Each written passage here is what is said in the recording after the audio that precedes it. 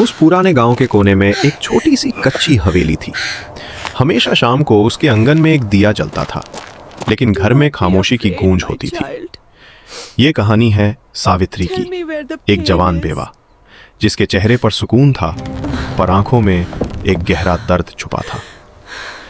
दिन भर वो अपने काम में लगी रहती, लेकिन शाम होते ही उसका दिल भर आता।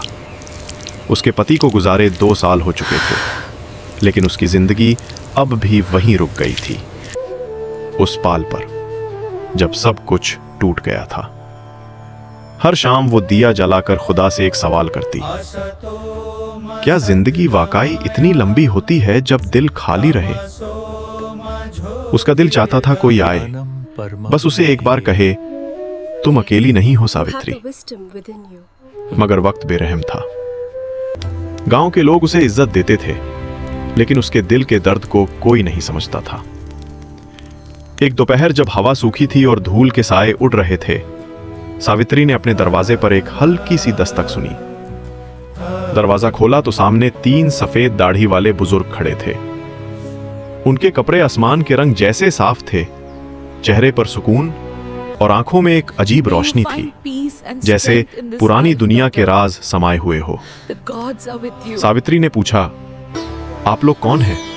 एक बुजुर्ग मुस्कुराए और बोले, हम रास्ते के मुसाफिर हैं बेटी, पानी मिलेगा क्या?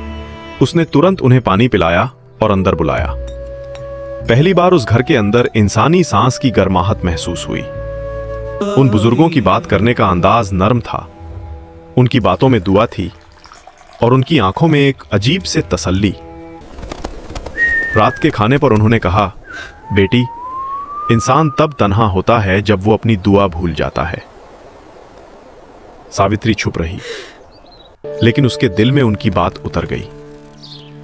उस रात वो काफी देर तक सो नहीं सकी। सोचती रही कि ये 3 अजनबी उसके दिल को क्यों इतना सुकून दे रहे हैं। दिन गुजारते गए। अब वो 3 बुजुर्ग रोज उसके आंगन में आकर बैठते। एक रोशनी जैसी उनके आसपास थी, जैसे वो सिर्फ इंसान नहीं, रहमत हो। सुबह सावित्री उनके लिए चाय बनाती और शाम को दिया के पास सब मिलकर पुरानी कहानियां सुनते। उनमें से एक फकीर कहता, जिंदगी का सबसे बड़ा दुख तब होता है जब हम खुद से मिलना छोड़ देते हैं। सावित्री चुपके से मुस्कुराती और कहती, तो क्या मुझे खुद से मिलना चाहिए? बुजुर्ग ने जवाब दिया, तुम्हें अपने दुख से मिलना होगा, तभी वो तुम्हें छोड़ देगा। उस दिन सावित्री पहली बार हंसी, एक मासूम हंसी जो दिल से निकली थी। उसके चेहरे का उदासी भरा रंग धीरे धीरे फिर से जिंदा होने लगा। उसके घर में अब सिर्फ दिया नहीं, जिंदगी भी जलने लगी थी।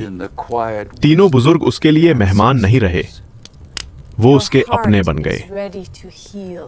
लेकिन एक शाम आसमान ने रंग बदल लिया।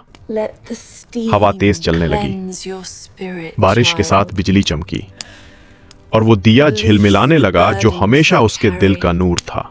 सावित्री ने देखा, तीनों बुजुर्ग बारिश में भी घर के बाहर खड़े थे। उसने कहा, अंदर आइए, ठंड लग जाएगी। पर उन्होंने मुस्कुराते हुए कहा, बेटी, हम तो बस राह के मुसाफिर थे, तुम्हें बस इतना सिखाने आए थे कि जिंदगी दर्द के बाद भी खूबसूरत होती है। उसके आंसू रुक नहीं रहे थे। उसने कहा, आप लोग जाएंगे तो मैं फिर अकेली हो जाऊंगी। एक बुजुर्ग ने उसके कंधे पर हाथ रखा और बोला, जो इंसान मोहब्बत सीख लेता है वो कभी अकेला नहीं होता।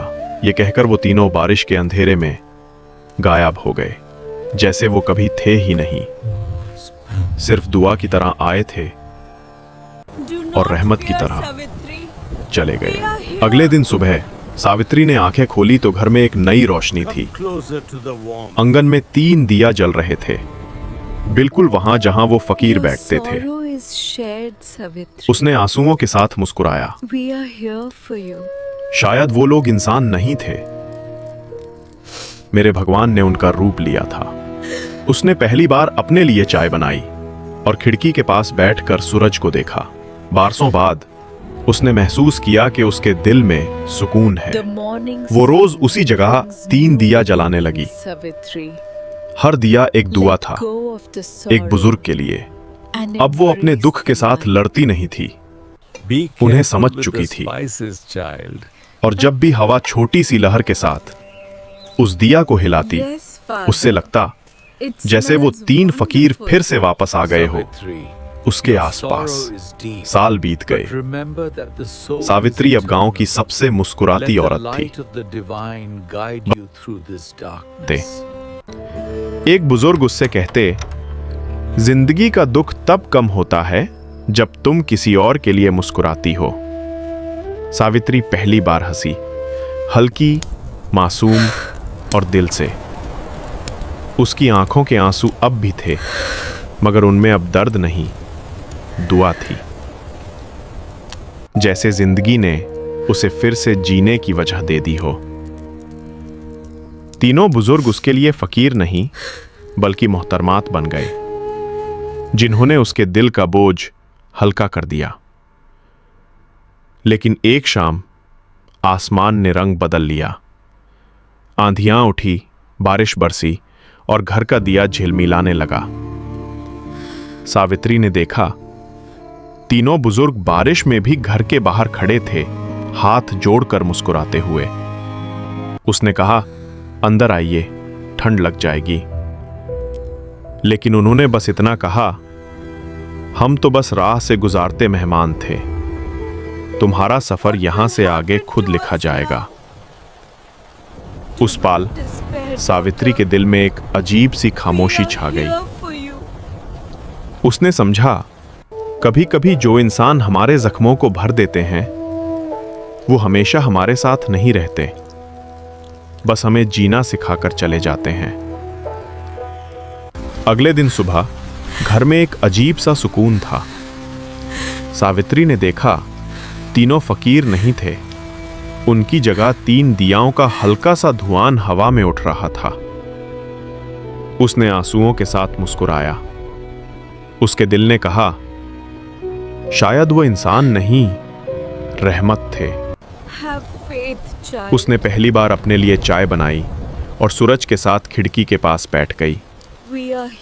जिंदगी अब भी अकेली थी, पर अब वो खाली नहीं थी। उसके अंदर एक शांति थी और एक दुआ, उन 3 रूहों के नाम जो उसे जीना सिखा कर गईं।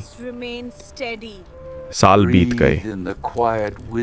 सावित्री अब गांव की सबसे मुस्कुराती औरत थी। बच्चे उसके घर के आंगन में खेलते और वो उन्हें कहानियां सुनाती। रात को जब वो दिया जलाती तो ऐसा लगता जैसे उसके आसपास वो 3 रूहें फिर आ बैठा उन्हें। वो कहती, जिंदगी तब खूबसूरत लगती है जब तुम उससे किसी के लिए जीते हो।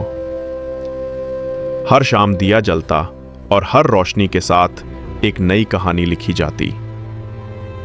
ये कहानी थी सावित्री और 3 फकीरों की, जिन्हें दुनिया ने अक्सर अनजना कहा, पर जिन्होंने उसके दिल के अंदर मोहब्बत का एक मंदिर जगा दिया।